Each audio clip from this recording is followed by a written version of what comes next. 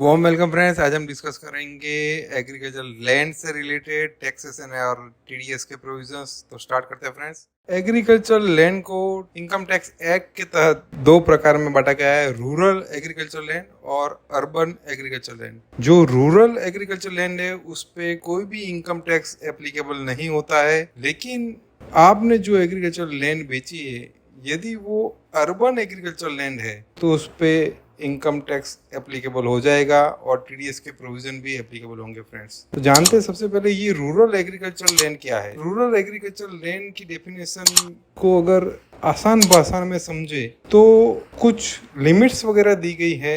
यदि म्यूनसिपलिटी या containment boards की जो पॉपुलेशन है वो 10,000 से ज़्यादा या 1 लाख से कम हो तो 2 किलोमीटर के बाहर वाली लैंड को रूरल एग्रीकल्चर लैंड गिना जाएगा। उसी तरीके से म्यूनसिपलिटी और कंटोनमेंट बोर्ड जो की पॉपुलेशन 1 लाख से ज़्यादा पर 10 लाख से कम हो तो 6 किलोमीटर की लिमिट है, और 10 लाख से ज़्यादा की पॉपुलेशन है म्यूनसिपलिटी और कंटोनमेंट बोर्ड की तो 8 किलोमीटर की लिमिट दी गई है। इसके बाहर यदि आपकी लैंड है तो वो रूरल एग्रीकल्चर लैंड गिनी जाएगी फ्रेंड्स।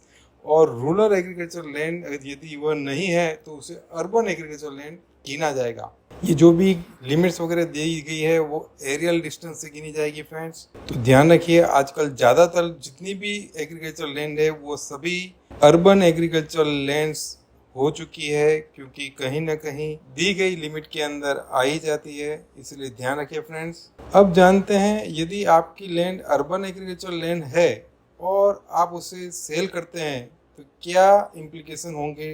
तो फ्रेंड्स, आप यदि उसे सेल करते हैं और वो लॉन्ग टर्म कैपिटल एसेट है, यानी कि आपने जब परचेस की थी उसके बाद जो सेल करते हैं उसका टाइम पीरियड 2 साल या उससे ज़्यादा का है तो long term capital gain tax लगेगा, और उससे कम का है तो शॉर्ट टर्म कैपिटल गेन लगेगा friends. Long term capital gain आप जानते हैं 20% का टैक्स लगता है और शॉर्ट टर्म में आपके स्लैब वाइज टैक्स लगता है। अब जानते हैं फ्रेंड्स क्या क्या डिडक्शन आपको अवेलेबल है। तो सेक्शन 54B का डिडक्शन आपको अवेलेबल है, जिसके तहत आपको ये छूट दी जाती है कि 2 साल के अंदर आप दूसरी एग्रीकल्चर लैंड परचेस कर ले, पर इसका बेनिफिट ओनली इंडिविजुअल और एचयूएफ को है। तो यदि इंडिविजुअल या एचयूएफ 2 साल के अंदर नई एग्रीकल्चर लैंड परचेस करता है तो उसे कोई भी कैपिटल गेन टैक्स नहीं लगेगा फ्रेंड्स। इसके अलावा 54F का बेनिफिट भी ले सकते हैं।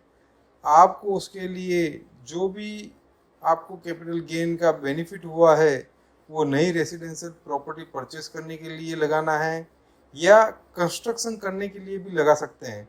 1 साल पहले परचेस किया हो या 2 साल बाद में परचेस करते हैं from the date of sale, या 3 साल के अंदर अंदर नया घर परचेस कर कंस्ट्रक्ट कर लेते हैं फ्रेंड्स, तब भी आपको इसका बेनिफिट मिलेगा। पर शर्त है कि आपके पास जब ये बेनिफिट ले रहे हैं तब आपके नाम पे 1 से ज़्यादा रेसिडेंशियल हाउस प्रॉपर्टी नहीं होनी चाहिए। इसके अलावा फ्रेंड्स 54EC का बेनिफिट भी ले सकते हैं, जिसके तहत आप 50 लाख के बॉन्ड परचेस कर सकते हैं। अब जानते हैं टीडीएस के क्या प्रोविजन होंगे। तो फ्रेंड्स, यदि जो भी दस्तावेज वैल्यू होती है वो 50 लाख या उससे ज़्यादा की है तो 1% TDS purchaser of the property, यानी जो परचेज करता है एग्रीकल्चर लैंड उसे 1% टीडीएस जमा करवाना होगा फ्रेंड्स। तो ध्यान में रखिए ये सभी प्रोविजंस और बेनिफिट लीजिए ज़्यादा से ज़्यादा इन सभी डिडक्शन का। Thank you friends.